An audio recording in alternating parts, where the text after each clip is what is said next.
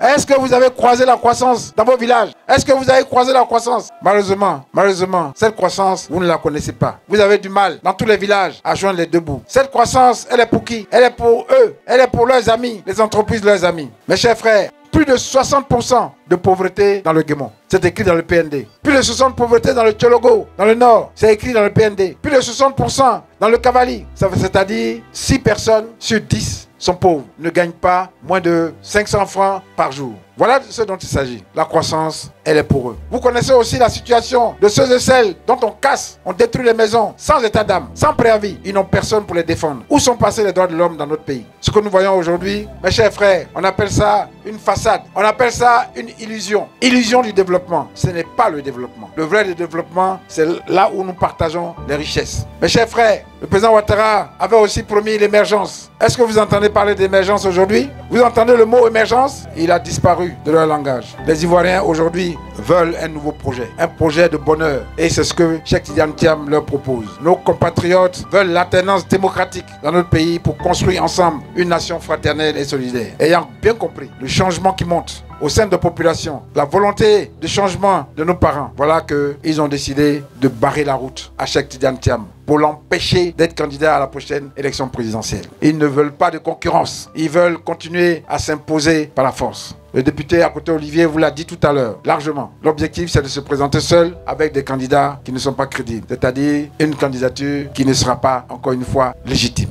Avec cette situation, mes chers parents, chers frères, ils font prendre des risques graves à notre nation qui a tant souffert, qui n'a pas encore passé ses douleurs et réparé ses déchirures. Ils ont délibérément tourné le dos aux aspirations profondes du peuple qui réclame un changement de gouvernance fondé sur la démocratie et orienté vers un véritable développement. Ils ont choisi d'ignorer les menaces graves sur l'unité de la nation. Ils ont choisi de n'écouter personne, ni les nombreux appels incessants à un dialogue inclusif lancé par le président Bédié depuis la crise du 3e mandat, ni ceux de l'opposition unie. Ils n'ont que faire des propositions des experts de l'Union européenne ainsi que la Cour africaine des droits de l'homme pour réformer les institutions électorales en charge des élections dans notre pays. Ils n'ont que faire d'un audit élémentaire d'une liste électorale truffée d'anomalies qui choquent le commun des mortels. Ils n'ont que faire de l'inclusivité des élections et de la transparence pour donner un minimum de légitimité à nos prochains dirigeants. Ils n'ont que faire des violences verbales, des insultes qui portent atteinte à la vie privée de hautes personnalités politiques d'opposition. La Côte d'Ivoire, je le rappelle, elle est classée 107e sur 179 pays dans le monde en matière de démocratie. Elle est classée parmi les pays autocratiques avec un système qui fait semblant d'être ouvert. Et pourtant, ils avancent sans crainte, comme si rien n'était, vers un avenir incertain. Mesdames et messieurs, chers parents du Grand Zibiao, membres de partis politiques ou non, à ce stade de mon propos, je suis dans l'obligation de nous interroger. Pouvons-nous vraisemblablement et honnêtement conduire notre pays vers la paix et un développement durable en persistant sur cette voie qui, nous le savons, mène vers le chaos? Est-ce que nous pouvons continuer ainsi? Nous sommes tous aujourd'hui à une intersection critique de l'histoire de notre nation. Je voudrais vous dire, il y a deux voies possibles. La première, c'est de faire semblant, de continuer comme nous le faisons aujourd'hui, de faire les sourds, de faire la politique de l'autruche. Et nous allons tout droit vers le chaos pour notre nation. Les mêmes ingrédients conduisent les mêmes effets. On l'a vu en 2010, on l'a vu en 2020. Ce n'est pas ce que veulent les Ivoiriens. Les Ivoiriens veulent la paix. L'autre chemin, c'est un chemin qui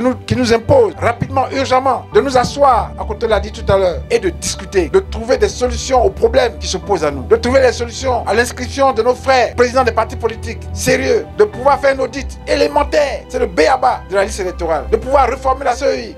Il n'y a rien de sorcier. Et de pouvoir aussi permettre de réformer la loi électorale. Mais qu'est-ce qui peut nous amener à cela? Et j'ai cherché, et j'ai trouvé une voie. Seul l'amour de la patrie peut nous permettre de dépasser les querelles partisans pour continuer ensemble une nouvelle voie réconciliée et unie. Seul l'amour de la patrie peut nous amener à changer de voie et à prendre le chemin du bonheur. Ce chemin qui conduit à construire ensemble une nation fraternelle et démocratique. Vous avez compris. Le choix du Grand Zibiao, c'est le chemin de la renonciation à nos intérêts personnels pour construire une nation et pour un bonheur partagé entre nous tous. Mes chers parents, le temps est venu de le faire. Et nous pouvons le faire. Le temps est venu de le faire. Mes chers parents, je voudrais finir mon propos, mon intervention en vous invitant tous à chanter ensemble ce hymne à l'amour de notre patrie. Nous voulons ainsi exprimer à tous les hommes politiques de notre pays, au président Ouattara en premier, à son gouvernement, au monde entier, notre amour profond pour notre pays, notre patrie, pour la Côte d'Ivoire. Nous ne voulons pas la perdre. Ici ce matin à Zéo, de toute ethnie, de toute religion, de tout parti politique, nous avons choisi le chemin du dialogue pour bâtir la paix pour notre pays à travers des élections inclusives, crédibles, transparentes. C'est le chemin du bonheur partagé. Alors, mes chers frères, mes parents, le moment est venu. Le moment est venu de prendre ensemble notre destin en main. Ensemble, depuis la Côte d'Ivoire profonde ici, dans le Grand Zibiao, nous voulons inviter le président Ouattara ainsi que tous les membres de son gouvernement, encore une fois, à chanter avec solennité, avec tous les Ivoiriens, d'où qu'ils soient, et les Ivoiriens ivoirienne, l'hymne à l'amour de la patrie. Écoutons ces paroles fortes, écrites par nos aînés et qui nous interpellent encore aujourd'hui. Chers Ivoiriens, le pays nous appelle. Si nous avons dans la paix ramené la liberté, notre devoir sera d'être un modèle de l'espérance promise à l'humanité en forgeant unis dans la foi nouvelle, la patrie de la vraie fraternité. Monsieur le Président, écoutez ce chant, écoutez-le depuis Zéo, depuis le Grand Zibiao. C'est l'appel à l'amour de la patrie qui nous rappelle que nous voulons tous être unis dans une foi nouvelle. Monsieur le Président, écoutez ces paroles qui plus que jamais vous invitent à agir pour sauver notre patrie de la division, pour être à nouveau unis dans une foi nouvelle, pour construire ensemble la patrie de la vraie fraternité. Monsieur le Président, il est encore temps d'agir pour éviter à notre pays des voies qui ne conduisent pas à la stabilité. Ce sont des voies d'un naufrage collectif. Monsieur le Président Ouattara, vous pouvez le faire. Vous avez les capacités de le faire. Vous avez la responsabilité historique de le faire. Les mêmes ingrédients, je l'ai dit, produisent les mêmes effets. En reproduisant les méthodes du passé, les méthodes qui nous ont conduit à la douleur, nous sommes certains que nous allons au chaos. Aujourd'hui, nos populations vivent ici dans le Grand Zibiao, dans l'angoisse, partout en Côte d'Ivoire, dans la peur de l'incertain, redoutant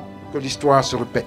Monsieur le Président, nos populations ne veulent pas réveiller les vieux démons pour réactiver les douleurs et les blessures d'un passé récent. Il est encore temps d'agir, Monsieur le Président, pour freiner le train des malheurs de vos populations. Vous avez récemment déclaré vous-même que vous demeurez attaché à la paix, à la stabilité de la Côte d'Ivoire avant votre départ. Vous avez ainsi déclaré que vous êtes le président de tous les Ivoiriens. Monsieur le Président, vous pouvez urgemment prendre les décisions qui s'imposent pour éviter la Côte d'Ivoire une nouvelle explosion sociale qui, si l'on n'y prit garde, renforcera l'instabilité de la sous-région et de notre pays. Monsieur le Président, vous pouvez activer tous les leviers qui peuvent contribuer à l'organisation d'une élection présidentielle transparente et paisible dans un climat qui profite à notre pays. Pour la paix, vous devez ordonner la libération des jeunes Innocent Yao, président des jeunes du PDCIDA, du jeune Macron Ier, ainsi que d'autres leaders politiques. Vous avez, Monsieur le Président, le devoir d'organiser un dialogue inclusif politique urgent pour le traitement de toutes ces questions dont nous avons parlé. Vos frères, vos sœurs, tous les dirigeants des partis politiques de Côte d'Ivoire, les cadres, les ouvriers, les paysans, nous sommes tous prêts à participer à ce dialogue avec vous pour tracer le chemin d'un autre destin. Un grand destin pour la Côte d'Ivoire, notre patrie. Parce que notre pays est une grande nation. Vous pouvez organiser une compétition transparente, crédible et inclusive avec tous les leaders politiques majeurs désignés par leurs partis respectifs comme candidats à la présidentielle, dont Cheikh Tidiane Thiam et M. Laurent Gbagbo, ainsi que M. Blé Goudé, ainsi que votre propre candidat, le candidat du RAGP. Vous pouvez le faire, Monsieur le Président. Vous devez le faire. Nous sommes prêts, encore une fois, à le faire. Dans la confiance, dans la transparence, dans l'intérêt supérieur de la nation, pour tracer un autre chemin, le chemin du bonheur pour tous. Nous sommes prêts, Monsieur le Président, parce que nous croyons que vous allez le faire pour vos parents de l'Ouest qui ont tant souffert. Vous pouvez le faire pour nous. Vous pouvez le faire en passant à ceux et celles qui sont morts, qui sont partis dans la fleur de l'âge. Vous pouvez le faire, Monsieur le Président, parce que nous ne voulons pas d'autres morts. Monsieur le Président, écoutez l'appel à l'amour de la patrie depuis Zao, dans la Côte d'Ivoire profonde. Chers compatriotes, il y a encore un temps pour tout. Dans l'histoire des grandes nations, il y a des tournants pour tracer un autre chemin. Pour nous, ce temps est venu. Je vous appelle tous et tous à être debout, réconciliés pour une Côte d'Ivoire réconciliée et forte. Ensemble, levons-nous et chantons ensemble l'hymne national de notre pays. Demain, le monde retiendra que nous étions tous là. Ce 5 juillet 2025, nous étions là à Zéo. Et nous avons lancé cet appel à la Côte d'Ivoire. Nous avons pris ensemble une décision, celle de changer le destin de notre pays. Nous avons décidé avec détermination et dans la paix de changer le cours de notre histoire. Notre pays redeviendra une grande nation parmi les grandes nations. Et nous allons oublier le passé. Demain, notre jour va se lever. Soyez prêts. Les prochains jours seront déterminants. Nous attendons tous la réponse à notre appel, à l'appel au dialogue au président Alassane Ouattara depuis Zéo, depuis le Grand Zibiao. Je vous remercie et que Dieu vous bénisse.